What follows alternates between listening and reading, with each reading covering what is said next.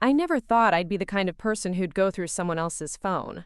But there I was, sitting in the sterile silence of Phoenix General Hospital, holding my mother's secret device in my trembling hands, staring at messages that would destroy everything I thought I knew about my life.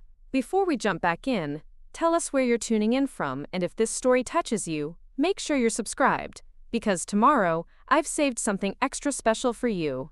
The antiseptic smell of the hospital corridors had become as familiar to me as my own perfume over the past 3 weeks. Every morning, I drive the 20-minute stretch from my modest apartment in Tempe to the sprawling medical complex in central Phoenix, clutching a lukewarm coffee and whatever optimistic thoughts I could muster.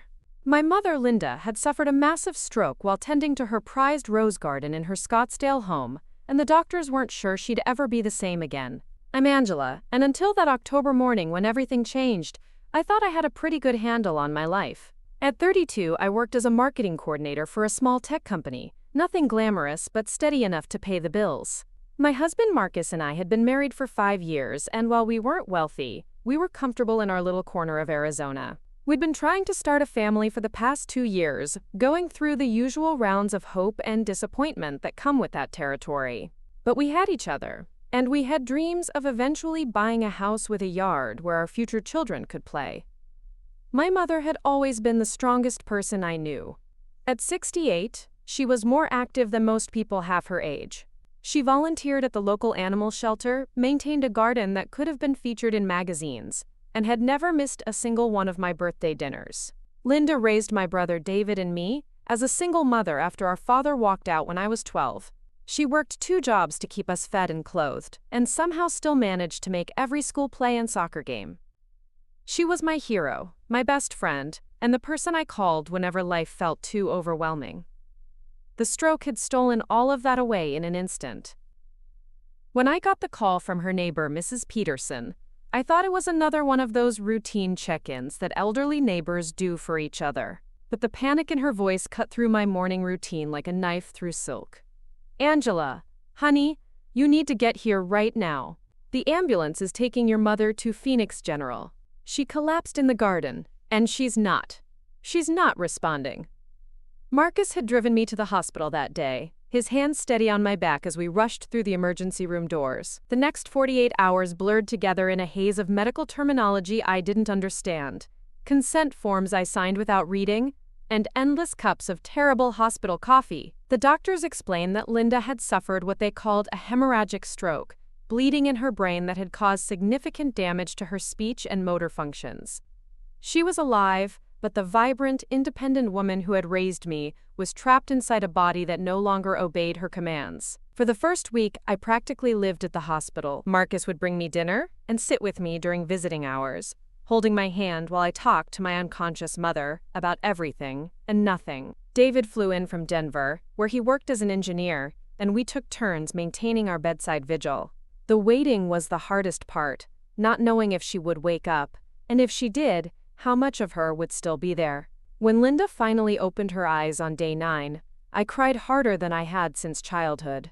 Her left side was paralyzed, and she couldn't speak beyond frustrated grunts and gestures, but her eyes were still sharp and aware. The relief was overwhelming, even though I knew we were facing a long road to recovery. The rehabilitation process began immediately. Preparing and narrating this story took us a lot of time, so if you are enjoying it, subscribe to our channel, it means a lot to us. Now, back to the story. Physical therapy, speech therapy, occupational therapy, a rotating cast of specialists who spoke in measured tones about realistic expectations and quality of life adjustments. I coordinated her care while trying to maintain my job, spending my lunch breaks on the phone with insurance companies, and my evenings researching stroke recovery techniques online.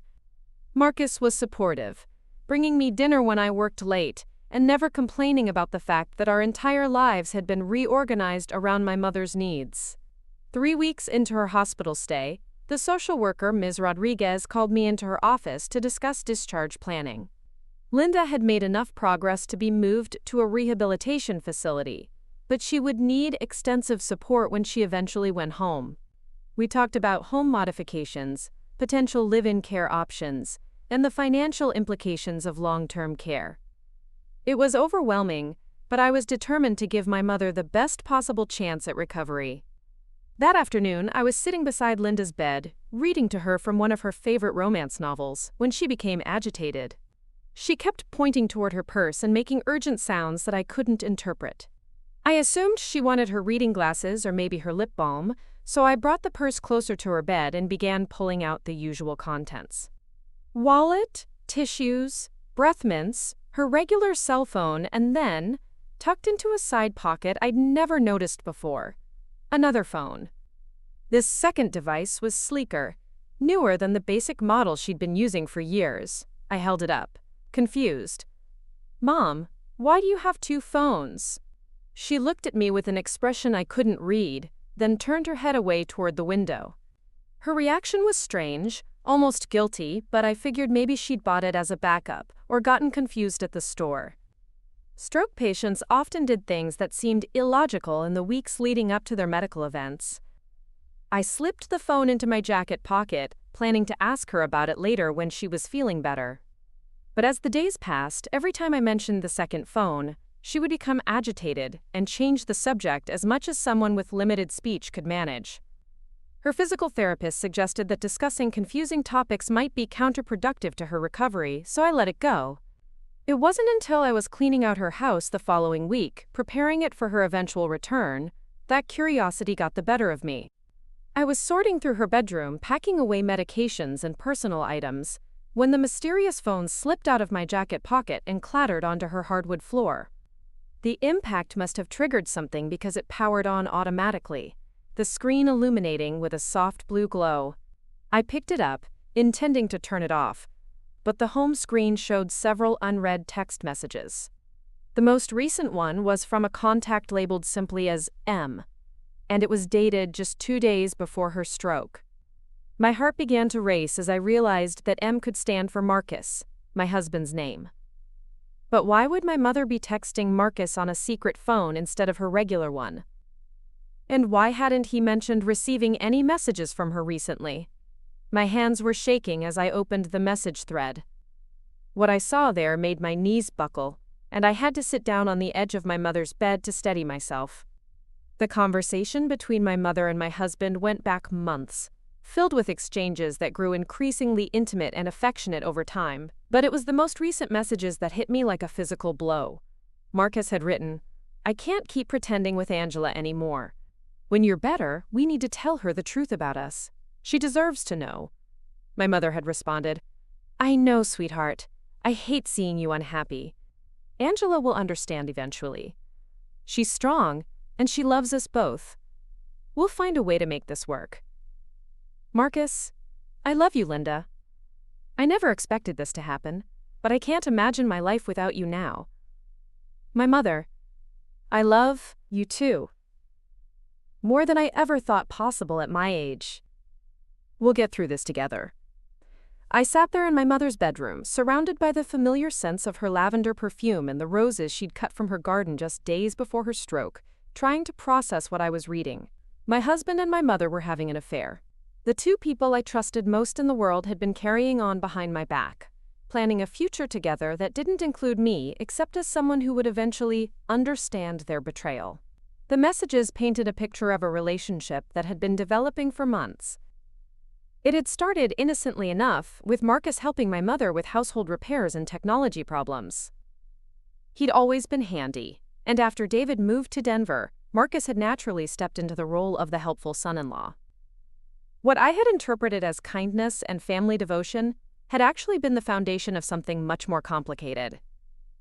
As I scrolled through weeks of conversations, I could see how their relationship had evolved, from friendly exchanges about fixing her garbage disposal to intimate discussions about their feelings for each other. There were messages about secret meetings when I was at work, expressions of guilt about deceiving me, and planning sessions for how they would eventually reveal their relationship.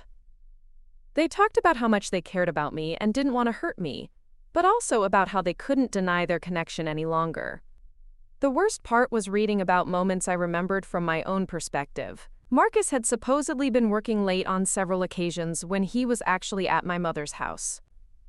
The evening she'd called to cancel our weekly dinner because she wasn't feeling well was the same night Marcus had claimed he was helping his coworker move.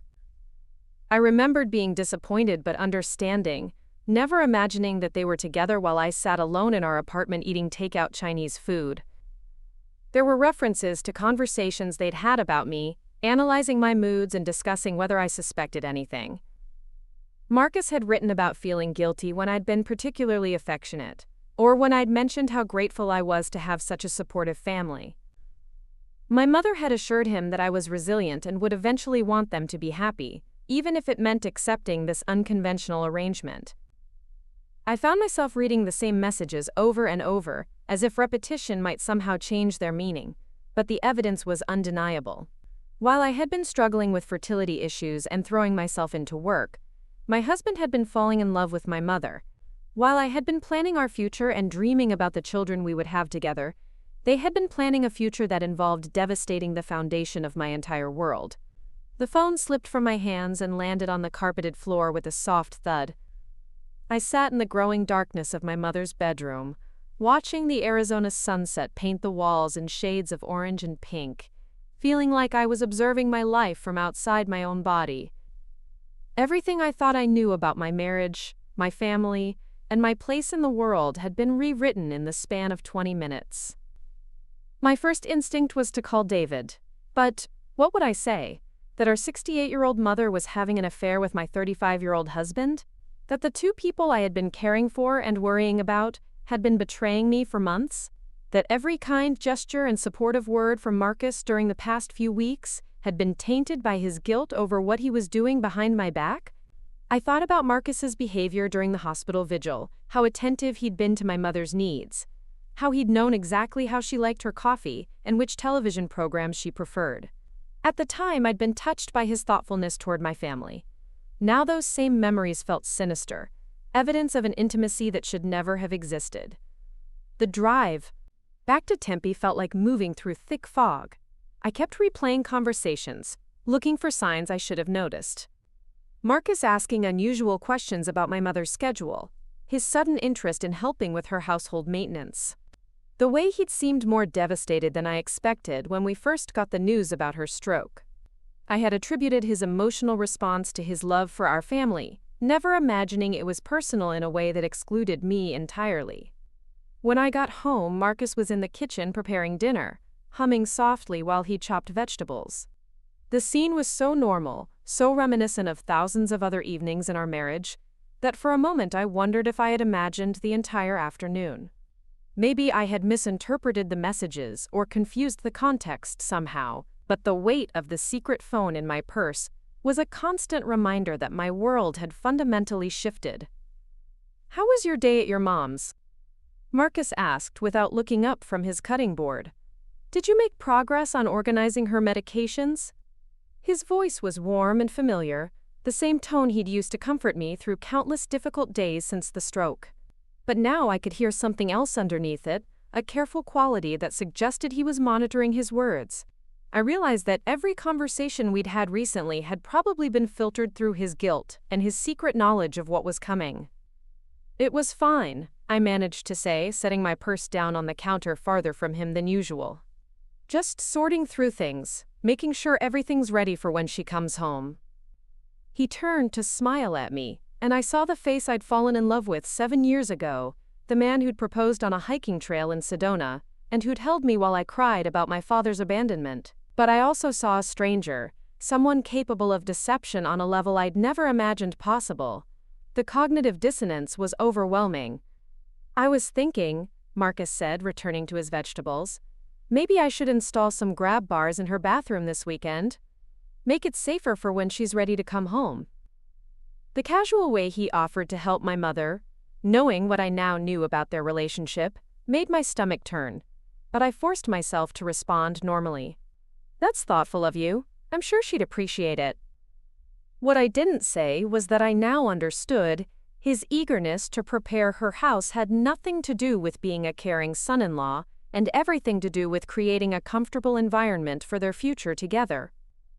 Every kindness felt like a betrayal. Every gesture of support like a manipulation designed to position himself as the perfect partner for both the women in his life. We ate dinner in what Marcus probably thought was comfortable silence, but which felt to me like the calm before a devastating storm. I watched him across our small dining table, this man I'd shared a bed with for 5 years, and wondered how long he'd been planning to leave me. Had he been thinking about my mother while we were intimate? Had he been comparing us, finding me lacking in ways that made her seem more appealing? The questions multiplied in my mind like a virus, infecting every memory and interaction. After dinner, Marcus settled into his usual spot on the couch to watch the news while I cleaned up the kitchen.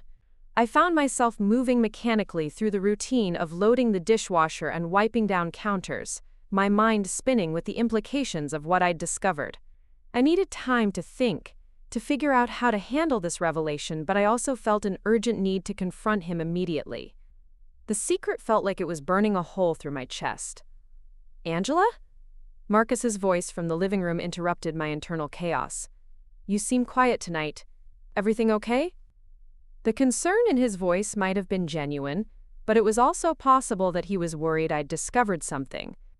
I wondered if he'd noticed that I was acting differently, if his guilt made him hypersensitive to changes in my behavior. The paranoia was already beginning to set in, the sense that every interaction would now be filtered through layers of deception and hidden meanings. "Just tired," I called back, which was true enough. The emotional exhaustion of the day was beginning to catch up with me, settling into my bones like a physical weight. "It's been a long few weeks." I heard him get up from the couch and walk toward the kitchen. When he appeared in the doorway, I forced myself to meet his eyes, searching for some sign of the guilt he must be carrying. But Marcus had always been good at hiding his emotions when necessary, a skill I'd admired in our early dating days when he'd remained calm during stressful situations. Now that same ability felt threatening. "You've been amazing through all of this," he said, crossing the room to wrap his arms around me from behind. "Your mom is so lucky to have you looking out for her." The irony of his words was almost unbearable. I stood rigid in his embrace, feeling like a fraud for accepting comfort from someone who was actively planning to destroy my life. But I also wasn't ready to reveal what I knew. I needed time to process, to plan, to figure out how to handle a situation that felt completely beyond my experience or understanding. "We're family," I said carefully. "That's what family does for each other." Marcus tightened his arms around me, and I could feel him nod against my shoulder. "Exactly. Family takes care of family." But as I stood there in my own kitchen, being held by my husband while the evidence of his betrayal sat in my purse just a few feet away, I realized that my understanding of family was about to be completely redefined. The people I trusted most had been rewriting the rules without telling me, making decisions about my future while keeping me in the dark about my present. That night, I lay in bed listening to Marcus's steady breathing, knowing that everything was about to change but not yet sure how I would survive it. Sleep became impossible that night. I lay perfectly still beside Marcus, listening to the rhythm of his breathing while my mind raced through every interaction we'd had over the past few months. Each memory now carried a different weight, a hidden meaning that I'd been too trusting to recognize. The man sleeping peacefully next to me had been living a double life, and I'd been completely oblivious. Around 3 a.m, I gave up on sleep and slipped quietly out of bed. I padded to the kitchen in my bare feet, made myself a cup of tea, and sat at our small dining table with my mother's secret phone. The screen's blue glow felt ominous in the darkness as I scrolled through more of their conversations, looking for details I might have missed during my initial shock. What I found was even more devastating than I'd imagined. The relationship had been going on for almost 6 months, starting not long after Marcus had volunteered to help my mother install a new smart television. I remembered that day clearly because I'd been grateful for his offer to handle the technical setup while I dealt with a work crisis. He'd spent the entire afternoon at her house, and when he came home, he'd mentioned how much he enjoyed talking with her about books and gardening. Their text exchanges revealed that what I'd assumed was a single afternoon of family helpfulness had actually been the beginning of regular visits. Marcus had started dropping by my mother's house whenever I was working late or traveling for business. He'd told me he was going to the gym or meeting friends, and I'd never questioned his explanations because I trusted him completely. the messages showed a progression that made my stomach turn. Initial conversations about household repairs had evolved into discussions about their personal lives, their dreams, their frustrations. My mother had confided in Marcus about feeling lonely since David moved away, and how she sometimes worried about becoming a burden as she aged. Marcus had shared his own feelings about our struggles with infertility, and how the pressure was affecting our marriage.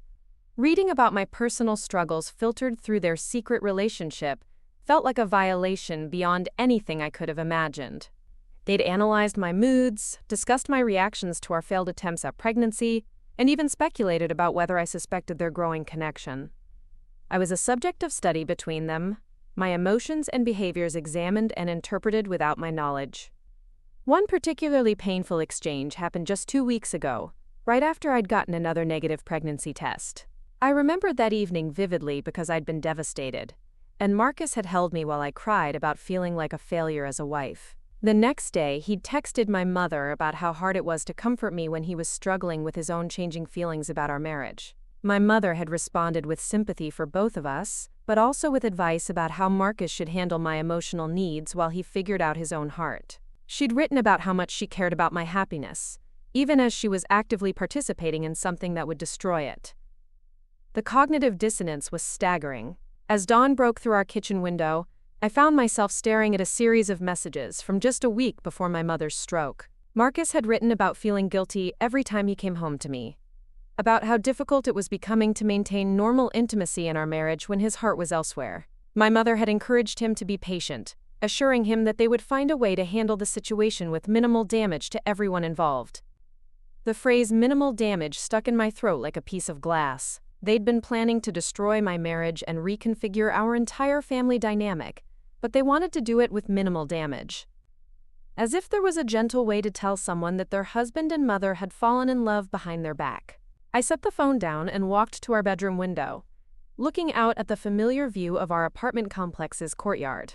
Everything looked the same as it had yesterday morning, but I felt like I was seeing it through different eyes. The life I'd been living for the past 6 months had been built on lies, and I was only just beginning to understand the scope of the deception. When Marcus's alarm went off at 6:30, I was already dressed and sitting in the kitchen with a cup of coffee, the secret phone hidden safely in my purse. He emerged from the bedroom looking rumpled and sleepy, giving me the same affectionate smile he'd been offering for years. "You're up early," he said, kissing the top of my head as he passed by to start the coffee maker. "Did you sleep okay?" The casual intimacy of the gesture felt surreal, given what I now knew about his feelings for my mother. I wondered if he kissed her the same way, if the affection he showed me was genuine or just a performance designed to maintain our marriage until he was ready to end it. "I kept thinking about Mom," I said, which was technically true. "I'm worried about her recovery, about what happens when she comes home." Marcus nodded sympathetically as he prepared his breakfast.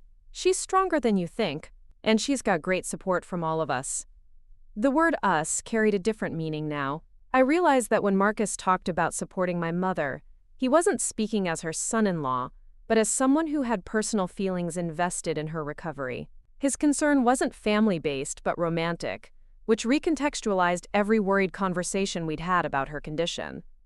"I was thinking," I said carefully, "maybe I should spend more time at her house this week, getting things ready for when she's discharged. The rehabilitation center thinks it might be soon." Marcus paused in the middle of buttering his toast, and I caught a flicker of something across his face. Worry? Excitement. It was difficult to read, but there was definitely a reaction to the news that my mother might be coming home soon. "That's great," he said after a moment. "Do you want help with anything? I could take some time off work if you need an extra pair of hands."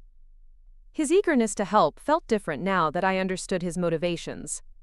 I wondered if he was hoping to see my mother, to check on her recovery progress for personal reasons rather than family ones. The thought made me feel sick. "I think I can handle most of it myself," I replied. "But thanks for offering." I spent that day at work in a haze, going through the motions of responding to emails and attending meetings while my mind remained focused on the revelation from the night before. My colleagues probably thought I was distracted by worry about my mother's health, and I let them maintain that assumption.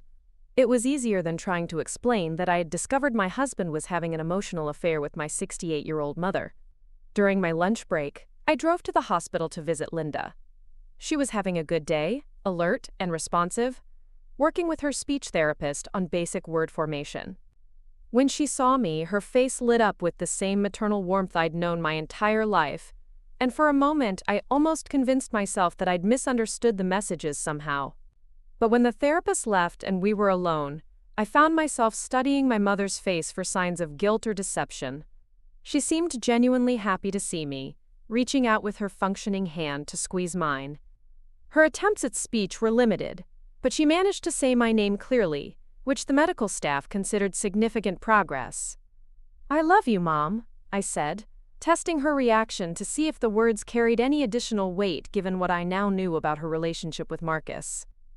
She squeezed my hand tighter and attempted to say, "Love you too," though the words came out slurred and difficult to understand. Her emotional response seemed genuine, but I couldn't shake the feeling that I was looking at a stranger wearing my mother's face. I stayed for 2 hours, reading to her from a magazine and helping her with the exercises the physical therapist had assigned. Throughout the visit, I kept thinking about the woman I'd discovered in those text messages, someone capable of falling in love with her daughter's husband while maintaining the facade of a caring mother. The disconnect between the frail patient in the hospital bed and the passionate woman in the text messages was almost impossible to reconcile.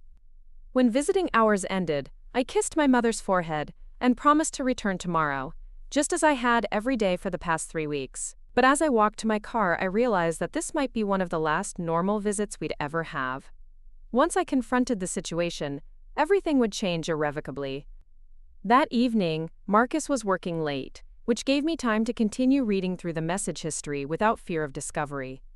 What I found in the older conversations was a detailed account of how their relationship had developed, including specific moments when they'd realized their feelings were becoming romantic rather than familial.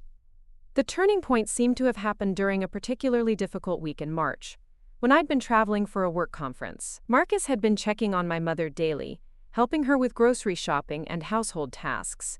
One evening, they'd shared a bottle of wine while looking through old photo albums, and something had shifted between them.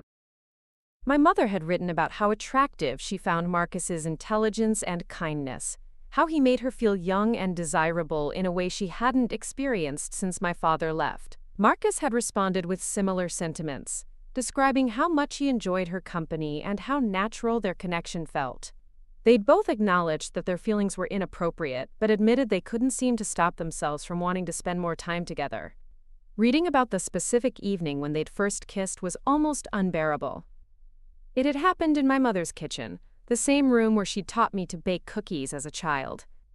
Marcus had written about how guilty he felt, but also how right it had seemed in the moment. My mother had reassured him that love couldn't be controlled or scheduled, that sometimes the heart wanted things that didn't make logical sense. The more I read, the more I understood that this wasn't a casual fling, or a moment of poor judgment. They'd fallen genuinely in love with each other, discussing their future together with the same seriousness that Marcus and I had once planned our own life. They'd talked about traveling together, about how my mother could help Marcus pursue his dream of starting his own consulting business, about growing old together in a way that honored their deep emotional connection. They'd also spent considerable time discussing me and how to handle the inevitable revelation of their relationship. Both of them expressed genuine concern about hurting me, but they also seemed convinced that I would eventually understand and accept their love as something beautiful, rather than betraying. They believed that because I loved them both, I would want them to be happy together, even if it meant the end of my marriage. The presumption in their planning was almost as painful as the betrayal itself.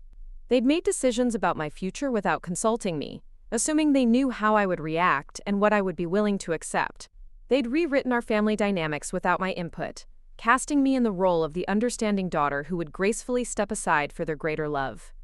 When Marcus came home around 9 that evening, I was sitting on the couch with a book in my lap, though I hadn't read a single word. He looked tired but content, and I wondered if he'd been thinking about my mother during his day at work. "How was your visit with your mom today?"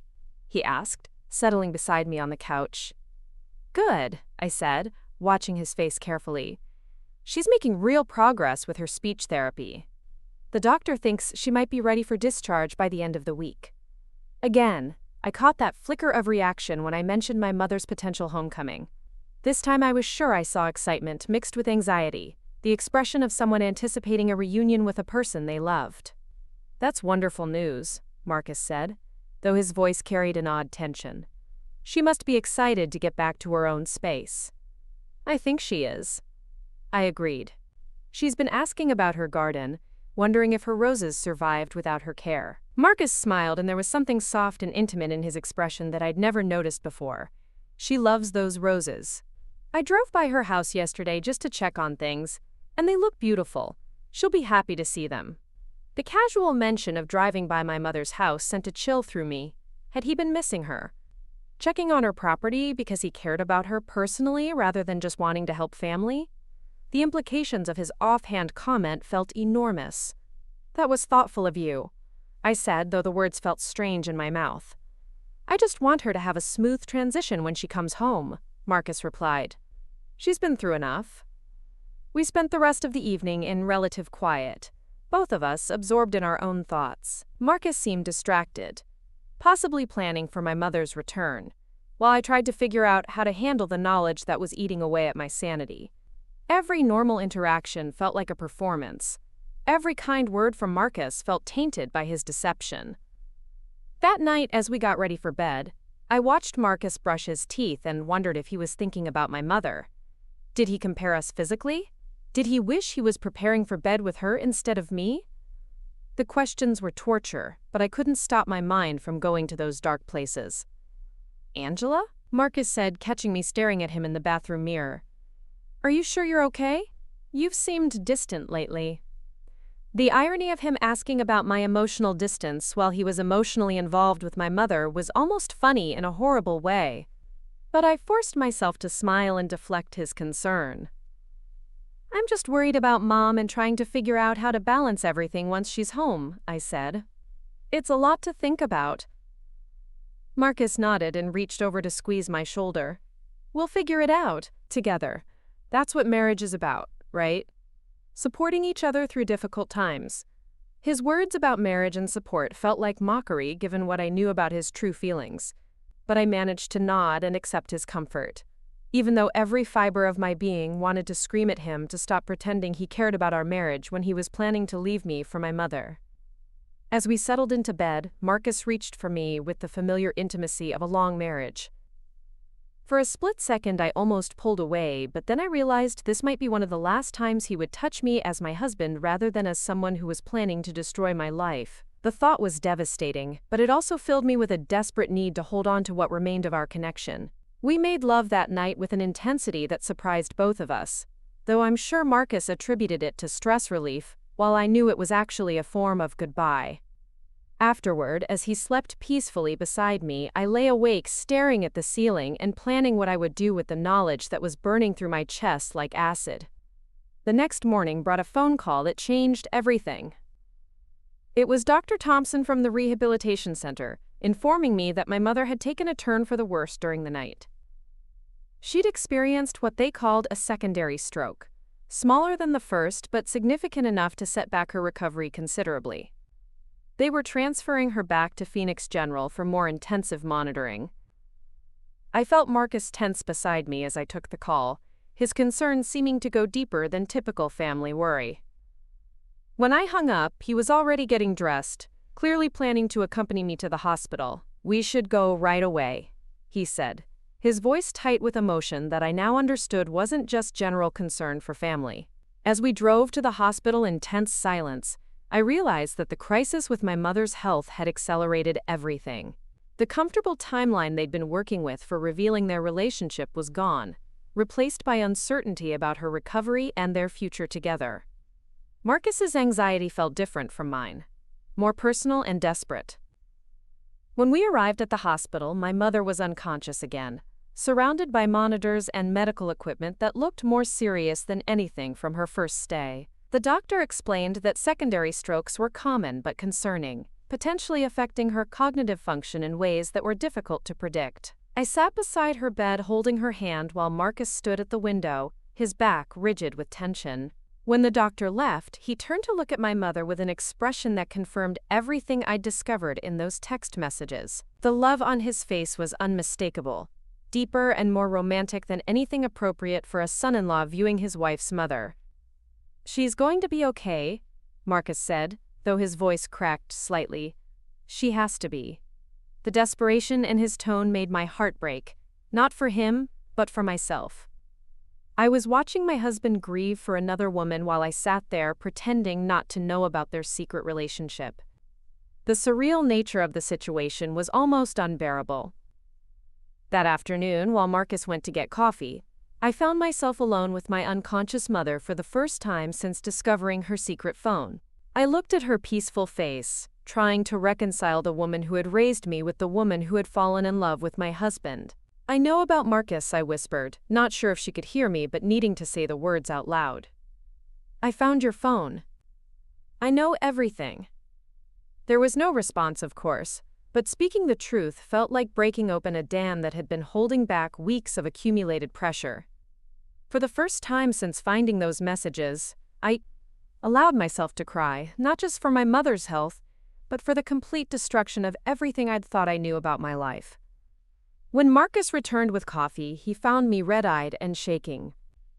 He assumed my emotional state was entirely related to my mother's condition, and I let him maintain that assumption while I tried to figure out how to survive the next few hours, let alone the rest of my life. The revelation that would destroy my world was sitting in my purse like a bomb, and I still had no idea how or when I would detonate it. The waiting room at Phoenix General became my second home over the next 3 days, as my mother fought through the complications of her secondary stroke. Marcus barely left my side, his dedication appearing to anyone watching as the behavior of a devoted son-in-law. But I could see the truth in his restless pacing, the way his hands shook when he thought no one was looking, the desperate questions he asked every nurse and doctor about her prognosis. During the long hours of waiting, my mind kept drifting back to moments I should have recognized as warning signs. I found myself reconstructing our recent history through the lens of what I now knew, seeing patterns that had been invisible when I trusted both of them completely. The shift had started so gradually that I'd missed it entirely.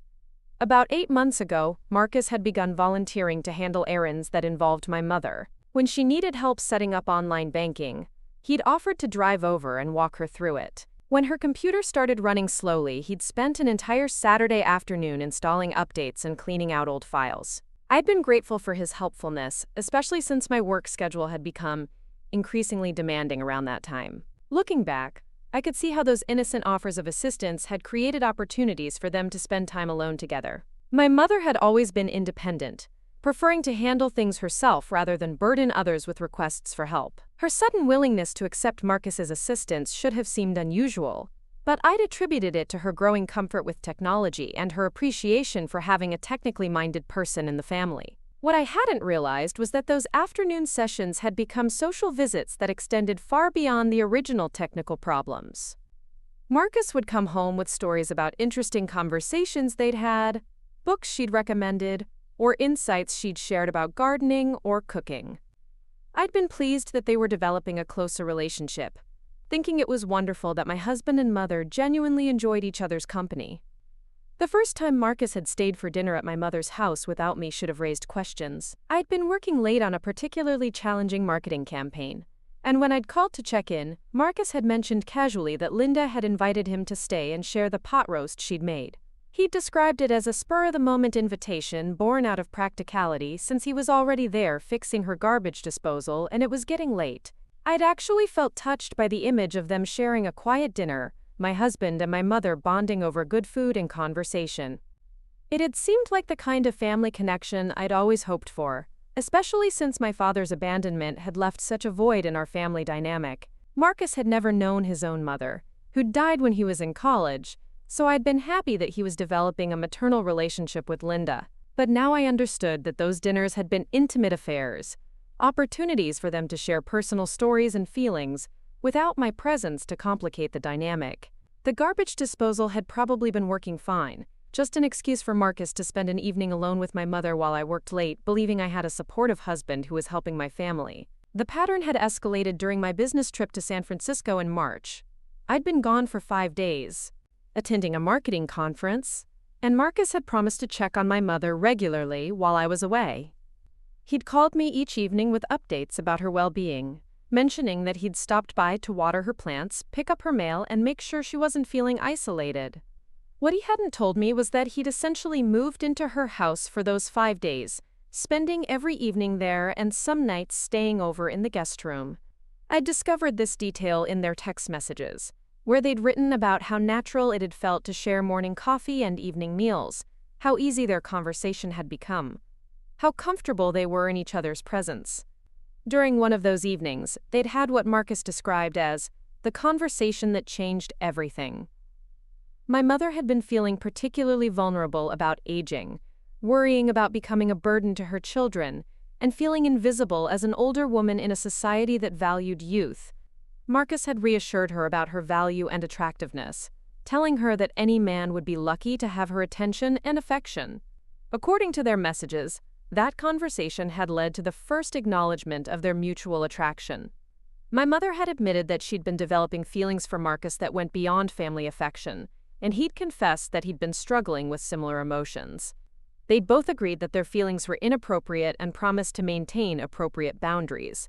But the foundation for everything that followed had been laid during those 5 days when I was 3 states away, believing my husband was simply being helpful to my mother. The physical aspects of their relationship had developed slowly, which somehow made it feel even more devastating than if it had been a sudden moment of poor judgment. Their first kiss hadn't happened until almost a month later, during an evening when Marcus had been helping my mother plan a surprise party for my upcoming birthday. The irony of their romantic breakthrough occurring while they were planning a celebration for me was almost too painful to contemplate. They'd written about that kiss with the kind of romantic detail that belonged in love letters between teenagers, describing how unexpected and perfect it had felt, how it had seemed like the natural culmination of weeks of growing emotional intimacy. Marcus had written about how soft her lips were, how she'd tasted like the chamomile tea she'd been drinking. My mother had described feeling beautiful and desired for the first time in years, how Marcus had made her feel like a woman rather than just a mother and grandmother. The progression from that first kiss to regular physical intimacy had taken another month, during which they'd seen each other almost daily while maintaining the pretense that these were innocent family interactions. Marcus had developed an elaborate system of excuses for his absences from home, claiming gym sessions, work obligations, and social commitments that didn't exist. Meanwhile, my mother had been canceling plans with her friends and volunteer commitments to make herself available for his visits. Reading about the specific occasions when they'd been together while I was unknowingly alone at home was excruciating. There was the evening I'd spent baking cookies for a work potluck, believing Marcus was at his book club, while he was actually in my mother's bed. There was the Saturday afternoon I'd used for deep cleaning our apartment, thinking Marcus was helping his friend Jake move furniture, while he and my mother were taking a romantic drive through Scottsdale. The deception had required constant coordination between them, comparing schedules and creating alibis that would keep me from discovering their relationship. They'd developed code words for their text messages in case I happened to see them, referring to their meetings as gardening consultations or repair projects. They'd been careful never to be affectionate in my presence, maintaining the facade of a normal family relationship while conducting an elaborate, romantic affair behind my back. What hurt almost as much as the betrayal itself was reading about their discussions of me and my marriage. They'd analyzed my behavior constantly, looking for signs that I might be growing suspicious, or that my relationship with Marcus was deteriorating in ways that would make their eventual revelation easier to handle. They'd noted when I seemed particularly stressed about work, when I was disappointed about our continued fertility struggles, when I appeared to be taking Marcus for granted or focusing too much on my career. My mother had positioned herself as an expert on my psychology, advising Marcus on how to manage my emotions and expectations while he sorted out his own feelings. She'd suggested ways he could be supportive without being dishonest, methods for maintaining intimacy in our marriage without leading me to believe our relationship was stronger than it actually was. The clinical way they discussed my emotional needs while actively undermining my marriage was breathtaking in its cruelty. They'd also spent considerable time planning for different scenarios regarding the future of their relationship. They'd discussed the possibility that Marcus would simply leave me without explaining the real reason, allowing me to believe our marriage had failed, due to incompatibility rather than his love for my mother. They'd considered waiting until my mother's health declined further, thinking that caregiving responsibilities might provide a natural explanation for Marcus's increased presence in her life. The option they'd ultimately chosen was gradual revelation, followed by a period of adjustment where they hoped I would come to accept their relationship as something that enhanced rather than destroyed our family. They'd convinced themselves that because they both loved me, I would eventually understand that their happiness was more important than conventional relationship boundaries. They'd planned to present their affair as a beautiful love story that had emerged from genuine care for each other and for me. The most devastating discovery was reading their discussions about our fertility struggles and how those challenges had created space in Marcus's heart for someone else. My mother had written about how difficult it must be for Marcus to watch me struggle with infertility, how the stress of failed conception attempts had probably made our marriage feel burdensome rather than joyful. She'd suggested that his growing feelings for her were partially a response to finding someone who could appreciate him without the pressure of reproductive expectations. Marcus had agreed, writing about how refreshing it was to be with someone who was past the age where children were a consideration, someone who could focus entirely on their relationship, without the complications of family planning. He described feeling guilty about being relieved that my mother couldn't get pregnant, but also admitted that the freedom from reproductive pressure had made their relationship feel lighter and more enjoyable than ours had become. Reading about my private struggles with infertility filtered through their romantic correspondence was humiliating beyond anything I could have imagined. They'd taken my most vulnerable moments and used them as justification for their betrayal, turning my pain into an explanation for why their love story was inevitable and even beneficial. The text messages also revealed that they'd been making concrete plans for their future together. My mother had been researching divorce procedures in Arizona, looking into property division laws and exploring options for maintaining financial stability during a separation. Marcus had been investigating job opportunities that would allow him to work from home, making it easier for him to spend time with my mother without the constraints of a traditional office schedule. They'd discussed practical matters like where they would live, how they would handle social situations where their age difference might attract attention, and how they would navigate relationships with extended family members who might disapprove of their union. They'd even talked about traveling together, planning trips to places my mother had always wanted to visit but had never had the opportunity to explore with a romantic partner. The level of detailed planning revealed in their messages made it clear that this wasn't a temporary affair or a moment of weakness that they intended to end. They were building a life together, making decisions about their shared future, while I remained completely unaware that my own future was being dismantled without my knowledge or consent. As I sat in the hospital waiting room watching Marcus pace anxiously while my mother fought for her recovery, I realized that her stroke had interrupted their timeline but hadn't changed their fundamental intentions.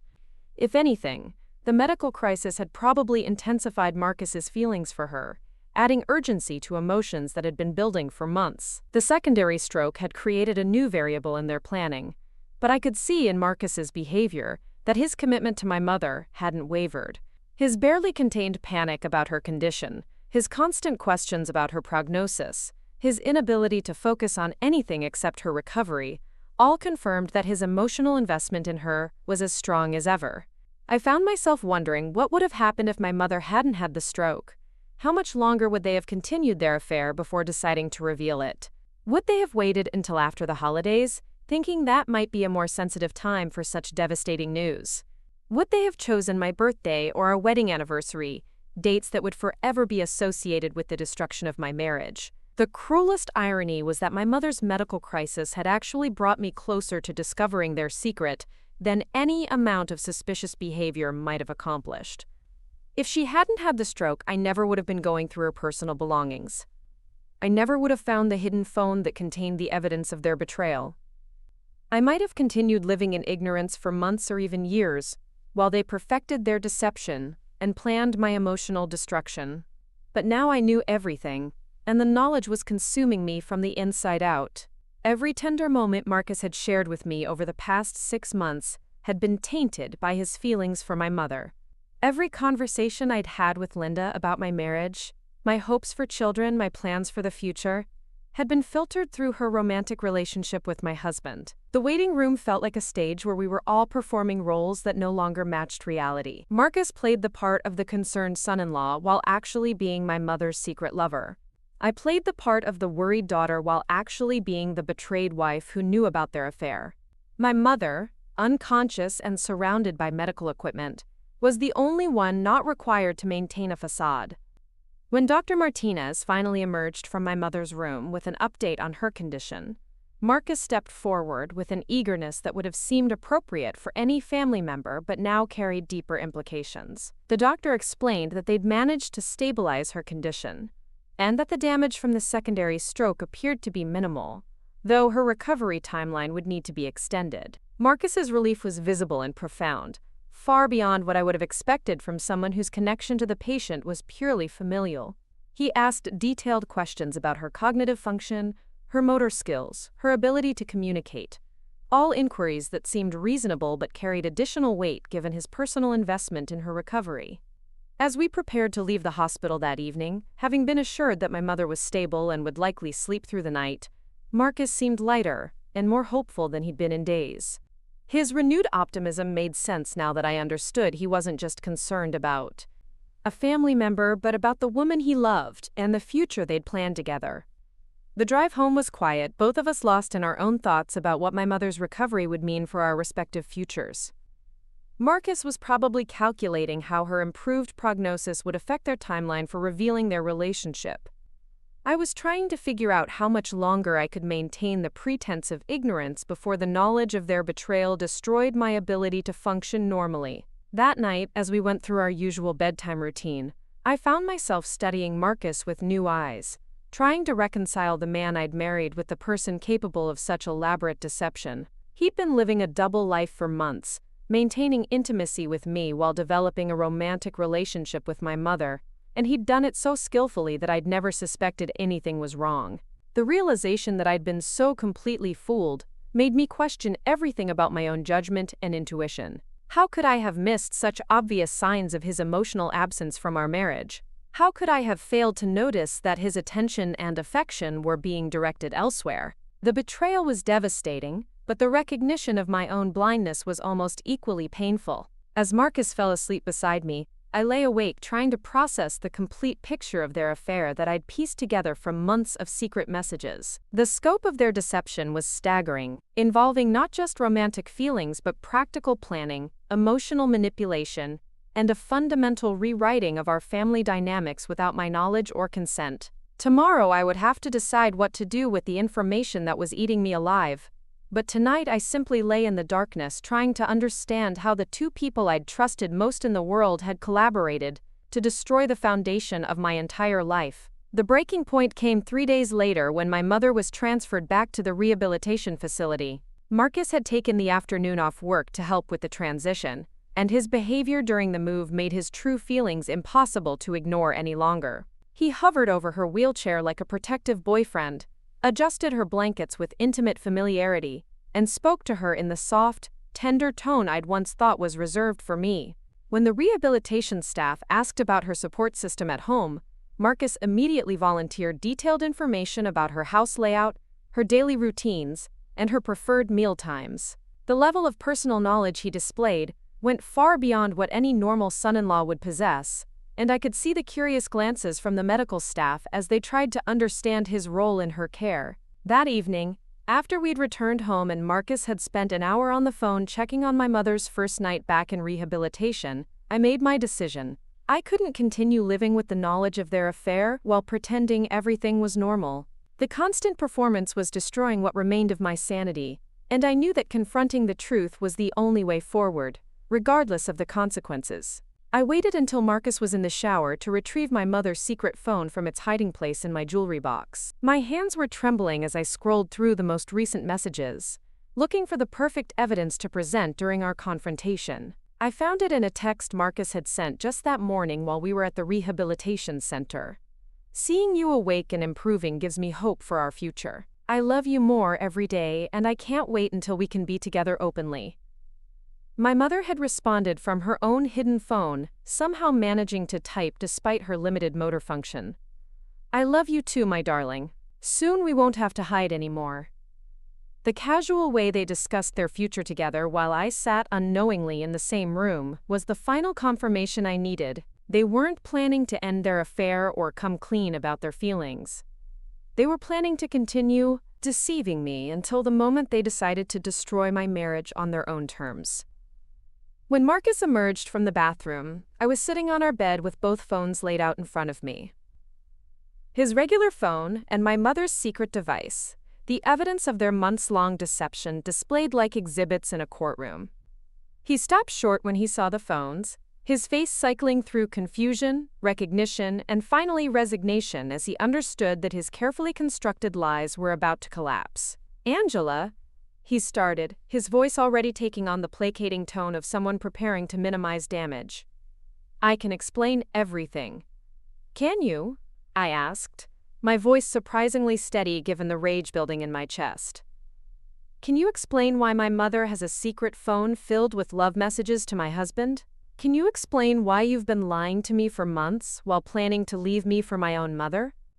Marcus sat down heavily in the chair across from our bed, his shoulders sagging as the weight of his deception finally caught up with him. For a moment he looked like he might try to deny everything, but the evidence was too overwhelming and my tone too certain for him to attempt another layer of lies. "It wasn't supposed to happen this way," he said quietly, refusing to meet my eyes. "We never planned for this to develop. It just evolved naturally over time." The word naturally hit me like a slap. There was nothing natural about a husband falling in love with his wife's mother, nothing inevitable about the elaborate deception they'd constructed to hide their affair. Their relationship had required constant effort, careful planning, and deliberate choices to betray my trust at every opportunity. "Naturally?" I repeated, my voice rising. "You call months of secret meetings, lying about your whereabouts, and planning to destroy my marriage natural? You call falling in love with my mother, while pretending to be my devoted husband natural?" Marcus finally looked at me, and I could see that he'd been preparing for this conversation for months, probably rehearsing explanations and justifications in case their secret was discovered. But now that the moment had arrived, his carefully planned words seemed inadequate for the magnitude of what he'd done. "I tried to fight the feelings," he said, as if his internal struggle somehow minimized the impact of his actions. "I knew it was wrong, but Linda and I have a connection that I've never experienced before. She understands me in ways that make me feel complete." The casual use of my mother's first name in the context of their romantic relationship felt like another violation. He'd been calling her Linda in intimate settings while maintaining the respectful "your mom" designation when speaking to me, creating separate identities for her depending on which role she was playing in his life. "What about our connection?" I asked, gesturing between us. "What about 5 years of marriage? 5 years of building a life together? 5 years of me believing I had a partner who loved and respected me?"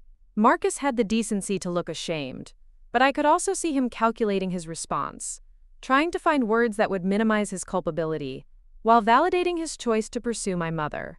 It was the same careful consideration I'd witnessed in their text messages, the analytical approach they'd taken to managing my emotions while destroying my life. "I do love you, Angela," he said, though his tone suggested he was describing fondness for a childhood friend rather than romantic attachment to his wife. "But what I feel for Linda is different. It's deeper, more mature. She and I want the same things from life."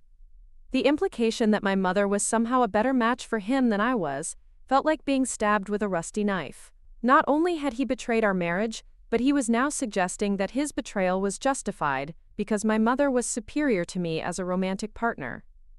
More mature? I stood up from the bed, pacing to the window as anger overtook shock. "She's my mother, Marcus. She's 68 years old. She raised me, changed my ogai. Diapers, taught me to ride a bicycle. How is having an affair with my mother mature?" "Age is just a number," Marcus replied, using the kind of cliché that people employed when they knew their behavior was indefensible but didn't want to admit it. "Linda is vibrant and intelligent and beautiful. She makes me feel like the man I want to be."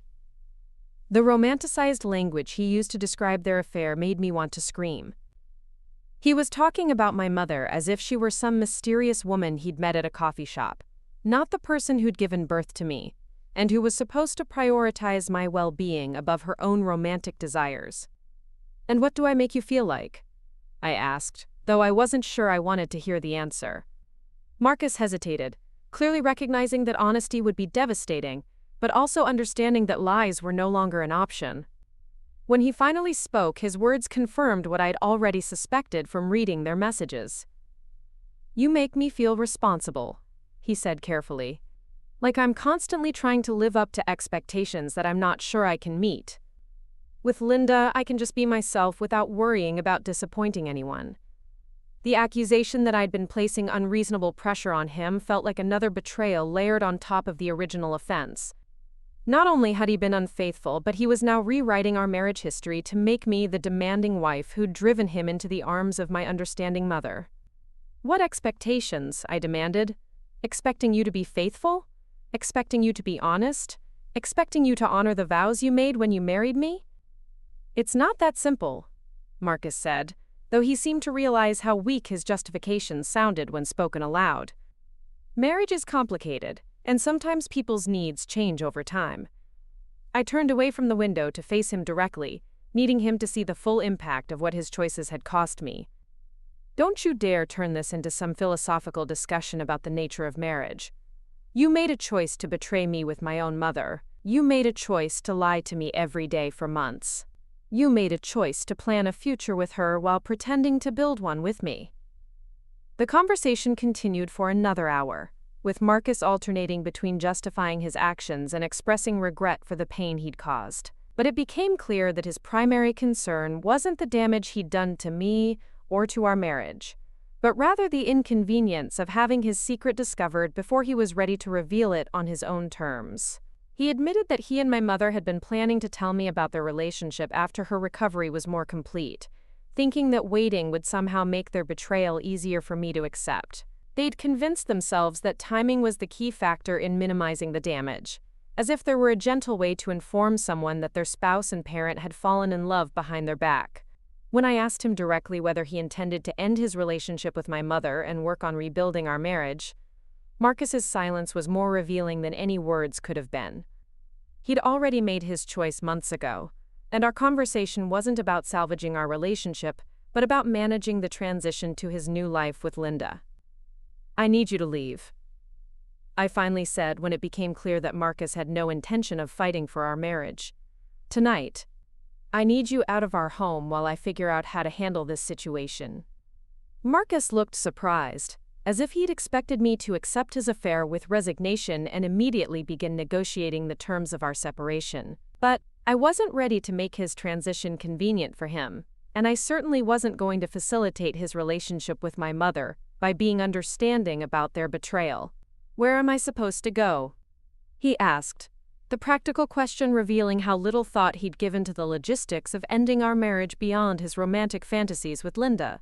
"That's not my problem anymore," I replied, though saying the words out loud felt like stepping off a cliff into unknown territory.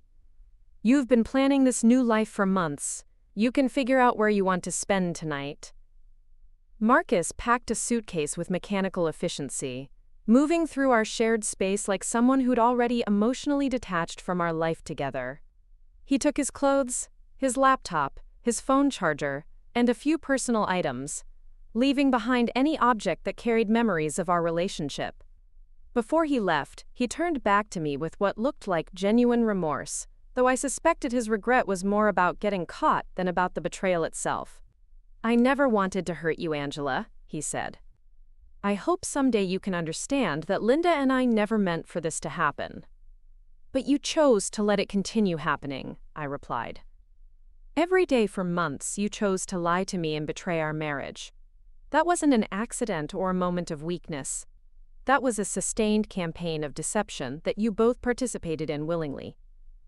After Marcus left, I sat alone in our apartment, surrounded by the remnants of our shared life, trying to process the fact that my marriage was effectively over. The silence felt different from the comfortable quiet we'd shared during peaceful evenings together. This was the silence of abandonment, of secrets revealed, of a future that would have to be rebuilt from scratch. I called my brother David that night, needing to tell someone about the discovery that had shattered my understanding of my family. His reaction was everything I'd hoped for and feared: a mixture of outrage on my behalf and disbelief that our mother could be capable of such betrayal. "Are you absolutely certain about this?" David asked after I'd explained about finding the phone and the messages. "I mean, could there be some other explanation for what you found?" I read him several of the most damning text exchanges, watching his shock deepen as the evidence became undeniable. By the end of our conversation, David was as angry as I was, though his fury was directed primarily at Marcus for taking advantage of our mother's loneliness and vulnerability.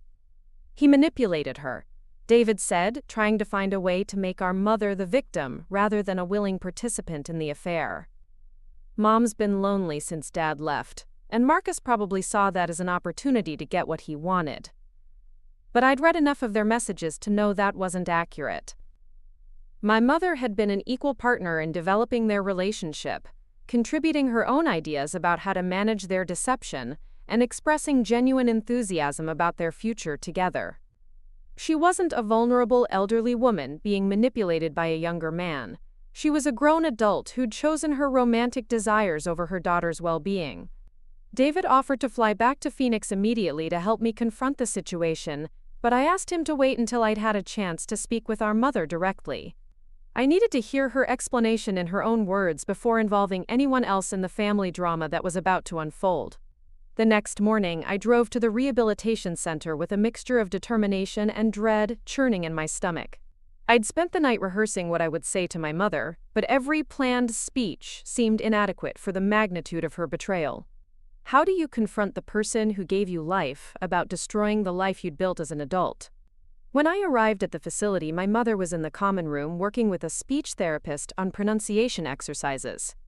She looked frail and confused, struggling to form simple words, and for a moment I almost lost my resolve to confront her about the affair. But then I remembered the passionate messages she'd exchanged with Marcus, the careful planning they'd done for their future together, and I knew that her current vulnerability didn't erase months of deliberate deception. I waited until the therapy session was over, then asked the staff for privacy so I could have an important conversation with my mother. When we were alone in her room, I pulled out her secret phone and placed it on the bedside table where she could see it clearly. The recognition in her eyes was immediate and unmistakable. Despite her cognitive challenges from the stroke, she understood exactly what the phone represented and why I was showing it to her. Her face flushed with what looked like shame, but also with something that might have been relief that the secret was finally out in the open. "Mom," I said, keeping my voice gentle despite the anger burning in my chest, "I need you to help me understand what's been happening between you and Marcus." My mother's limited speech made detailed conversation impossible, but she managed to communicate through gestures and single words that she remembered their relationship and understood that I'd discovered it. When I asked her directly if she loved Marcus, she nodded without hesitation, her eyes filling with tears that could have been regret or simply sadness that their secret was no longer safe.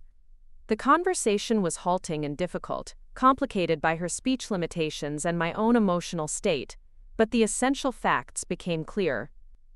My mother confirmed that she and Marcus had developed romantic feelings for each other, that they'd been meeting secretly for months, and that they'd been planning to tell me about their relationship when her health improved. When I asked her why she'd chosen to pursue a relationship with my husband instead of protecting my marriage, her response was a single word that hit me like a physical blow: lonely. The simplicity of her explanation was somehow more devastating than a complex justification would have been. My mother had destroyed my marriage because she was lonely, because Marcus had made her feel young and desired again, because she'd prioritized her own emotional needs over my well-being and our family bonds. I left the rehabilitation center that afternoon with a strange sense of closure mixed with profound grief. The confrontations were over, the secrets were revealed, and the pretense of normal family relationships was finally abandoned. But I was also facing the complete destruction of my support system, the loss of both my husband and my mother's unconditional love in a single devastating blow. That evening, I began the practical work of dismantling my old life and planning for an uncertain future. I contacted a divorce attorney, changed the locks on our apartment, and started the process of separating my finances from Marcus's accounts. Each step felt like cutting another tie to the person I'd been before discovering their affair. but also like taking control of my own destiny for the first time in months. The hardest part was accepting that I would have to rebuild my understanding of love, family, and trust from the ground up.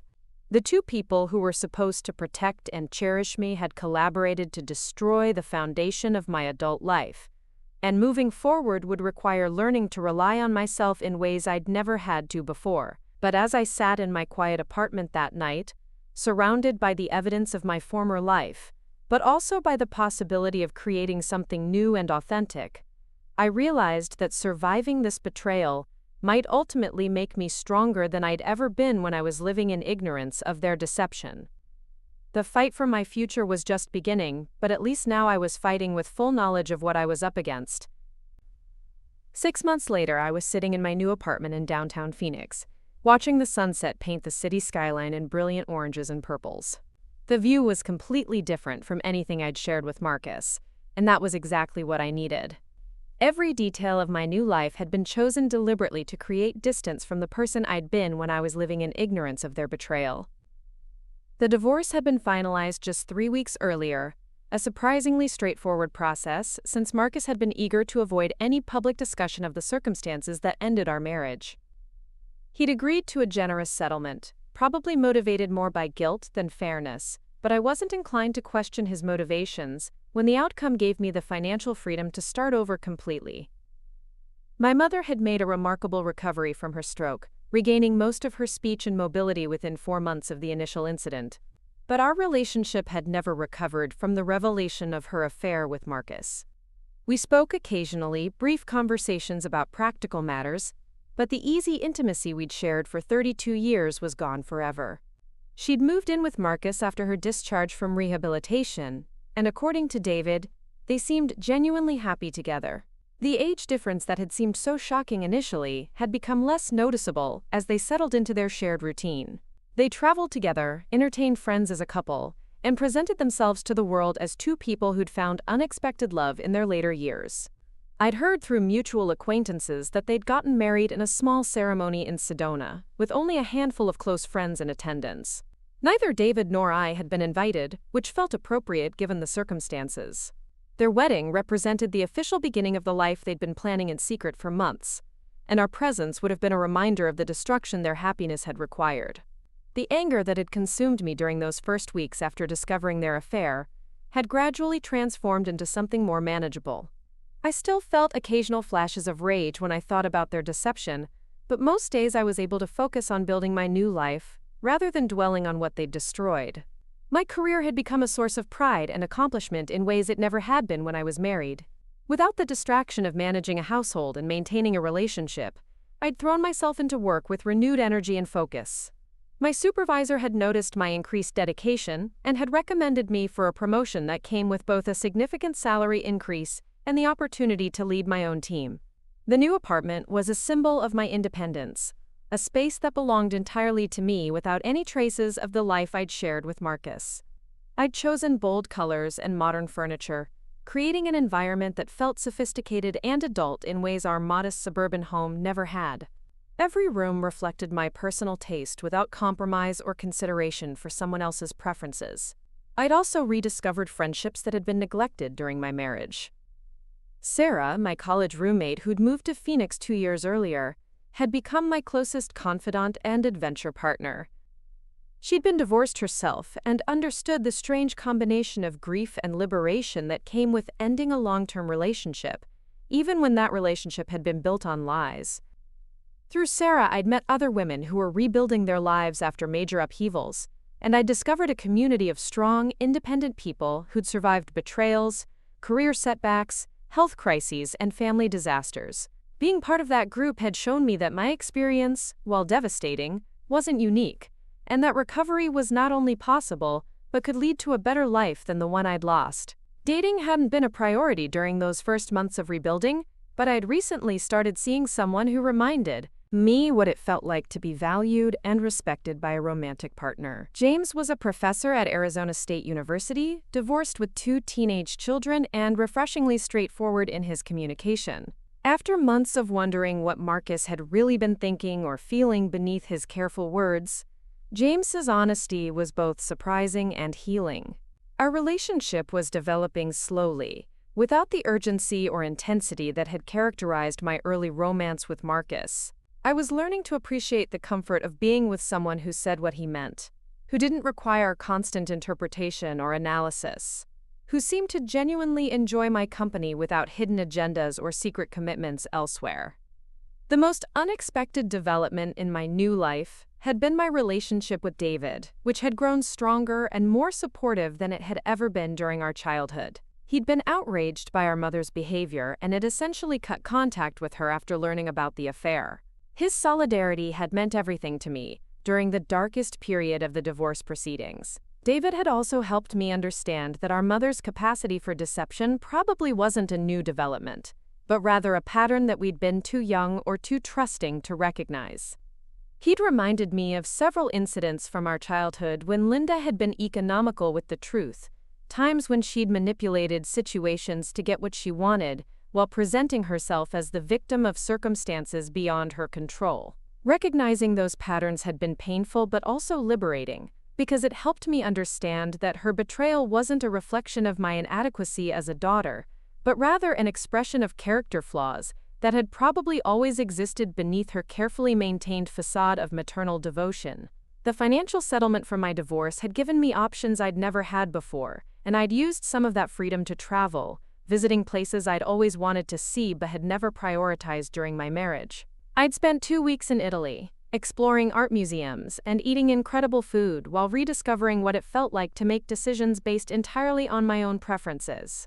I'd also taken up activities that Marcus had never shown interest in, like pottery classes and hiking groups, expanding my social circle beyond the couples-focused friendships that had defined our married life. Each new experience felt like reclaiming parts of myself that had been dormant during the years when my identity had been so intertwined with being Marcus's wife. The most surprising discovery had been how much I enjoyed living alone. After years of coordinating schedules, compromising on entertainment choices, and sharing space with someone whose presence had become so familiar I'd stopped noticing it, the solitude of my new apartment felt luxurious rather than lonely. I could eat breakfast for dinner, watch documentaries about subjects that interested only me, rearrange furniture on impulse, and maintain my own schedule without considering anyone else's needs or preferences.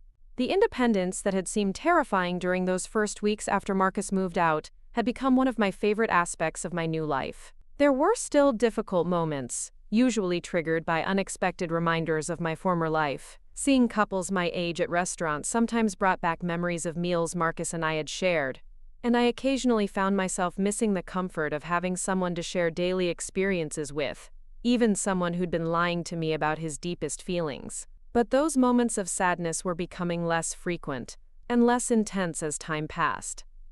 I was learning to appreciate my own company and to find satisfaction in achievements that belonged entirely to me rather than to our former partnership. The person I'd become over the past 6 months felt stronger and more authentic than the woman who'd been blindsided by discovering her husband's affair with her mother. I'd survived the worst betrayal I could imagine and had emerged with a clearer understanding of my own values, needs, and capabilities. Looking back, I could see that my marriage to Marcus had been built on a foundation of assumptions rather than genuine understanding. I'd assumed he was happy, faithful, and committed to our shared future without ever examining whether those assumptions were accurate. I'd accepted his words at face value without paying attention to his actions or questioning inconsistencies in his behavior. The experience had taught me to trust my instincts more and to value honesty over comfort in my relationships. I'd learned that it was better to face difficult truths than to live in ignorance of deception, even when that knowledge was painful. As the sun set completely and the city lights began to twinkle in the darkness below my apartment window, I felt grateful for the life I was building rather than mourning the one I'd lost. The future felt full of possibilities rather than predetermined by other people's choices, and I was looking forward to discovering what came next. The woman who'd found her mother's secret phone had been destroyed by that discovery, but the woman who'd emerged from the wreckage was someone I was proud to be. Up next, you've got 2 more standout stories right on your screen. If this one hit the mark, you won't want to pass these up. Just click and check them out.